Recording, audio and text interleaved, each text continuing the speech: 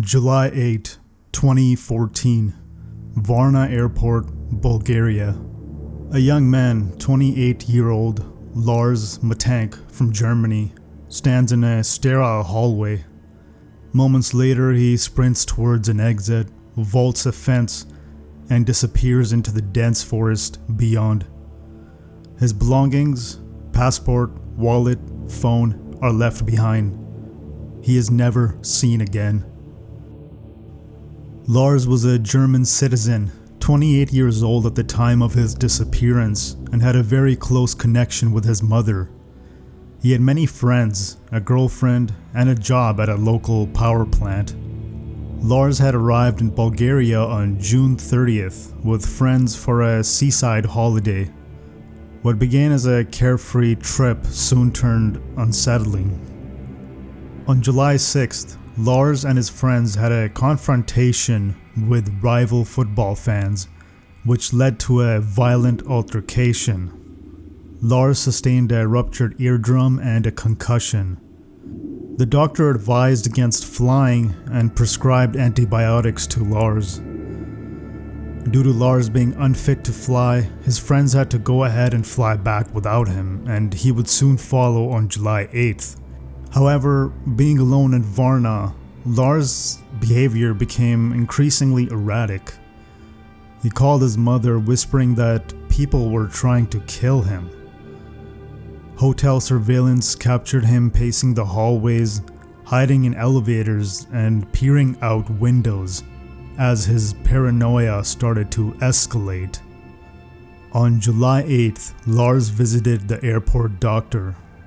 Described as nervous and agitated, he was clear to fly, however. But just as a construction worker entered the room, Lars panicked. He shouted, "I don't want to die here. I have to get out of here," and fled soon after saying this. He left behind his possessions and sprinted towards the forest. That was the last confirmed sighting of Lars Matank. Despite extensive searches and numerous theories, including drug-induced paranoia, mental breakdown, or foul play, Lars' fate remains a mystery. Some people theorize that he simply made up the whole thing in order to seem like he was murdered, but intentionally made himself go missing so he could go live a new life somewhere else. However, this doesn't quite add up, as Lars was extremely close to his mother and they had a special bond, as reported by his mother. It seems unreasonable for him to abandon his mother forever. Reported sightings have led nowhere. His mother continues to search, holding on to hope that her son is still out there. On June 13th, 2001, 19-year-old Jason Jolkowski disappeared without a trace in Omaha, Nebraska. He was last seen leaving his home on North 48th Street, walking toward Benson High School to meet a coworker for a ride to his job.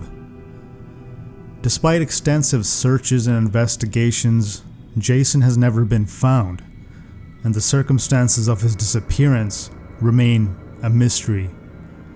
Jason was a part-time student at Western Community College and worked at Fazoli's restaurant while living with his parents. He was described as a shy, introverted young man with a small circle of friends. His mother noted that Jason had a mild learning disability related to speech and language, but he was otherwise very independent and intelligent. He had plans to pursue a career in radio broadcasting, and his family had no reason to believe he would disappear voluntarily. On the morning of his disappearance, Jason was seen helping his younger brother bring trash cans back into the garage around 10:45 a.m. He left his home shortly after, but never arrived at the designated meeting spot near Benson High School. His co-worker called the Jolkowski residence between 11:15 and 11:30 a.m., expressing concern that Jason had not shown up. A neighbor reported seeing him leave, but no one saw him reach the high school. Investigators reviewed security footage from the school, but found no evidence that Jason had arrived. His personal belongings, including his car, cell phone, and bank account, remained untouched. He had only about $60 on him when he left the house. The case baffled authorities, with one officer calling it the most baffling case he had seen in 30 years. In the years following Jason's disappearance, his parents founded Project Jason, a non-profit organization dedicated to help families of missing persons. They also lobbied for the passage of Jason's Law, which established a statewide database for missing persons in Nebraska. Despite these efforts, Jason's whereabouts remain unknown. The mystery of Jason Jolkowski's disappearance continues to haunt the community. The unanswered questions linger. What happened to Jason that day? Did he encounter someone he knew, or was he abducted by a stranger? We can only hope that one day more details surface regarding this case. But until then, this case remains an unsettling enigma.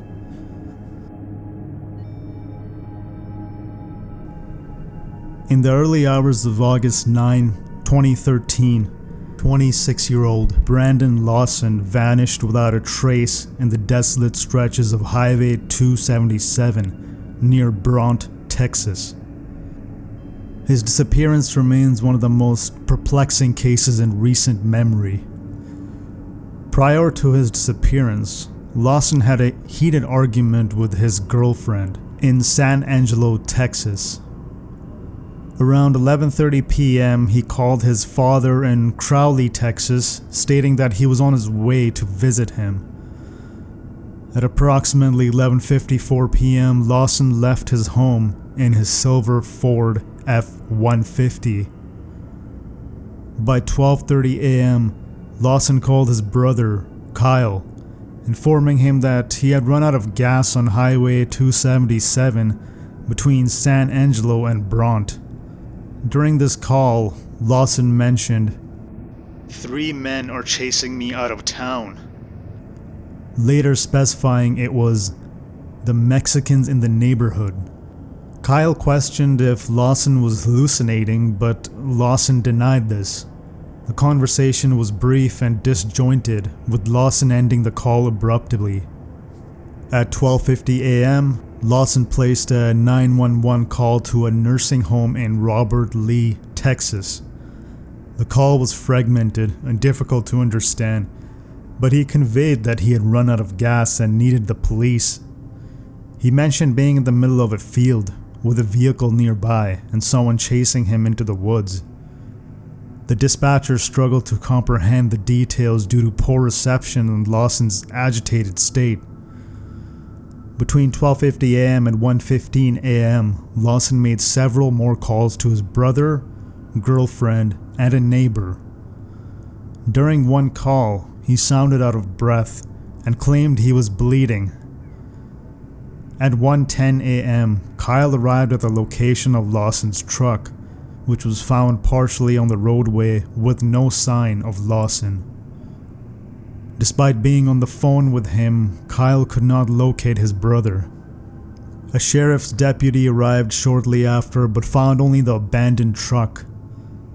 Kyle, believing Lawson might be hiding due to an active arrest warrant, waited nearby but eventually left after 30 to 45 minutes. He returned around 5 a.m. to find the truck still empty. By 8 a.m., the vehicle was towed. In the years following Lawson's disappearance, his family and friends conducted extensive searches and raised awareness through social media. On February 4, 2022, a search party found clothing identified as Lawson's near his last known location. Subsequent searches by the Texas Rangers uncovered human remains, which were confirmed through DNA testing on December 25, 2024 to be those of Brandon Lawson. The exact cause of his death remains undetermined. The mystery surrounding Brandon Lawson's disappearance continues to intrigue and unsettle. The fragmented 911 call, his cryptic statements, and the unexplained circumstances of his death leave more questions than answers. What led to his frantic state? Who was he referring to when he mentioned being chased? And why did he vanish into the night, never to be seen alive again? Perhaps the most chilling detail is Brandon's claim that a group of men were chasing him. If his words were true, who were they? Why were they after him? And with no one ever identified or caught, the unsettling possibility remains they could still be out there, preying on others the same way they did with Brandon.